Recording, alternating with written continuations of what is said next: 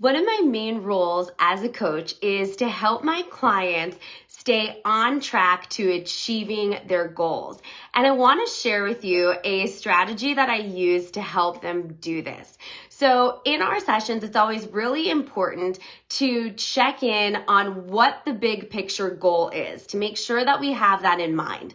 For example, I work with a lot of people in the sales industry, in the real estate industry, and let's say one of my real estate agents has a goal of closing 50 homes in this year. And when she meets that goal, it's going to do wonderful things for her life.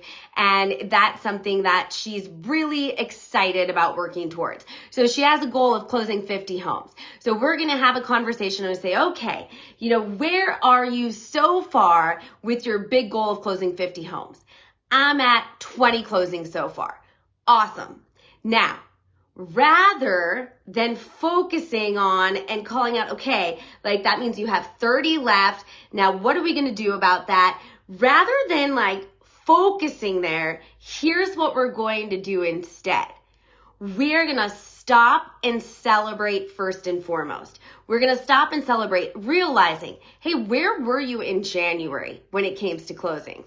Well, I was at 0. Where are you now? I have 20.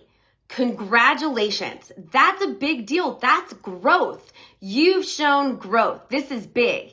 Now, in order to help you stay in action, positively focused, moving towards that goal of 50, what is it that you were doing to earn those 20 closings? What was working really well in your business? What strategies were you using? What conversations were you having? What kind of follow-up did you have in place?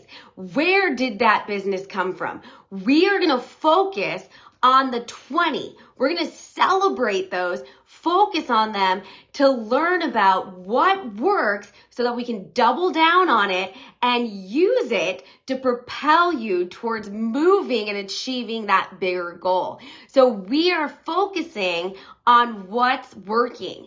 We might get rid of a couple things that didn't work, but our main focus is on using what's working, doubling down on it, making any pivots we need to make it even better to get you closer towards achieving your goal.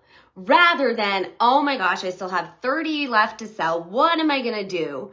Right? Well, you already know how to do it because you've already done it 20 times. So let's focus in on that. Now let's take this to a personal example for a minute. Think back to some of your personal goals that maybe you set at the beginning of the year, those New Year's resolutions for some of you out there. Think about that, Think about maybe a health and fitness goal that you set back in January or February. And think about where you are right now compared to where you were then. And think about the growth that's happened. What are some of those changes, those good changes that have happened since then that you can stop and celebrate and I really am making progress, right? I really have grown. I'm still working towards a bigger goal, but look at how far I've come already. And now think about what was working. What was working really well? Were you meal prepping, right? Were you going to a gym? Were you working out? Identify the things that were working and then ask yourself, how can I double down? How can I improve those to keep me focused on achieving my goal? Maybe it's an extra day at the gym. Maybe it's meal prepping an extra day of the week. Maybe it's counting your macros, your proteins, your carbs, your fats for 6 days of the week rather than 5 days of the week, right?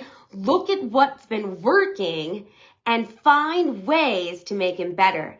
And that's one of the things a coach can help you with, right? They can help you dive deep, ask you the questions that you need to be asked to help pull out all that goodness out of you to notice, I'm doing this, I'm growing, and here's what's been working, and here's how we can take it to the next level to achieve our goal.